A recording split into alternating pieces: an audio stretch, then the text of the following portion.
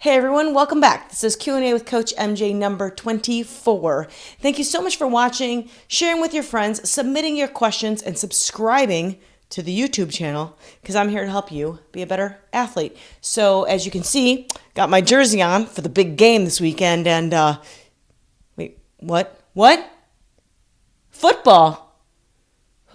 Oh, wrong sports. Okay, well, you know what? I don't really watch sports on TV because ever since I got involved in triathlon, who has time to sit and watch sports? I'd rather be out there participating. So I guess we should get right into the show.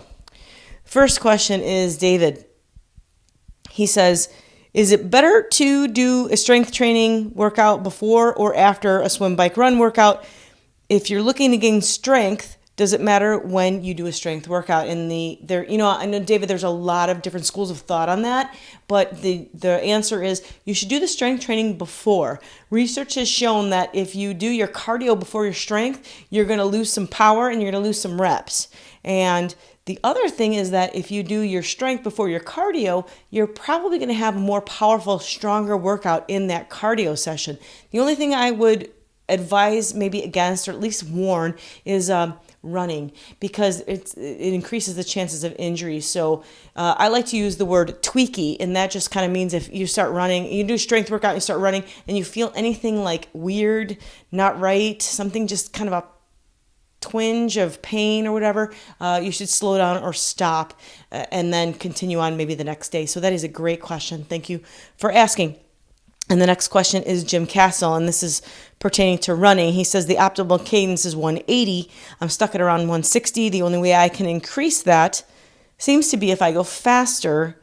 However, if I could go faster, I would not have the issue. So is it possible to have optimal cadence at lower speeds? How do I increase cadence at the speed I'm going? If my foot strike is not out in front of me, my body shortening is not the issue. Anyway, it's absolutely possible to have a high cadence at lower speeds. I see it all the time.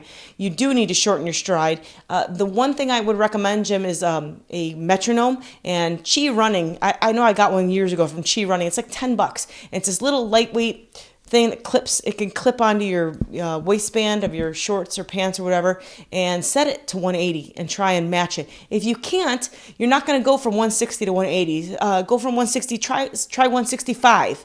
Once you hit 165, then go to 170 and kind of move up slowly. But regardless, no matter what pace you do, you should be able to do that cadence. It's just a muscle memory thing, and it's something that you kind of need to practice at. When I started running, I think I was at a super low cadence, taking these big, long steps. And you can hear it, and you can hear people pounding when they're taking those big, long steps. But you can do it. Just practice, get a metronome. Or even if you don't want to do that, you can do it on a treadmill and time yourself. I guess you could do it without a treadmill, but it's easier. And just watch and count.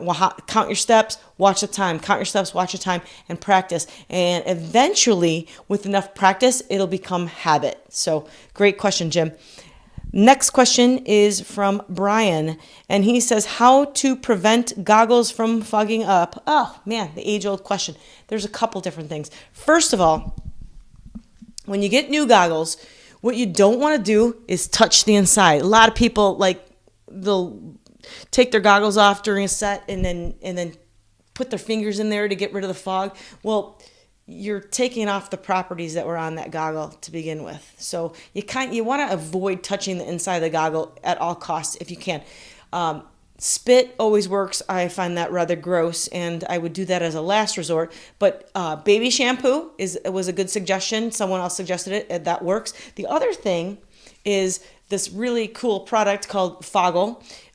It is like a handy wipe, and you take it and spread it around inside your goggles, and it should prevent the fog. And then the cool thing is that you can use it more than once. So if you use it and you put it back in the package and then fold it up and keep it nice and airtight, you can use it more than once. And it's a really cool product, and SBR Sports makes it. And I'll bring you one at Masters next time I see you. But this is pretty cool. And thank you for asking. It's a great question.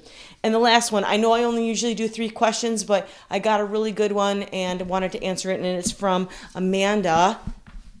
And she asks, she says, my body and my hips are riding low in the water, MJ, what do I do? Well, okay, so it's hard for me to tell without looking at you on video. So I invite you to get someone to take some video of you, send it to me, and I'll try to help.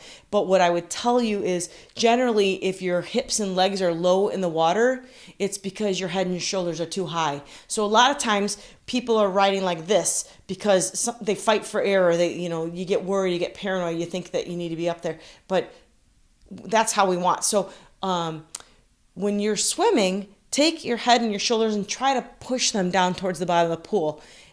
And you're really not going to go anywhere, because if your lungs are full of air, you're not going to go down. But try to push them down, and those should lift your legs and hips up. Again, without seeing anything else, I'm not really sure, but try that technique. Try if you swim with a pull buoy and it fixes the problem. This is right on. That's what you want to do. And make sure you take some video, send it to me. I'm happy to help you, girl. That's what I'm here for. So thank you guys so much for watching. Keep submitting the questions, and we will see you next time.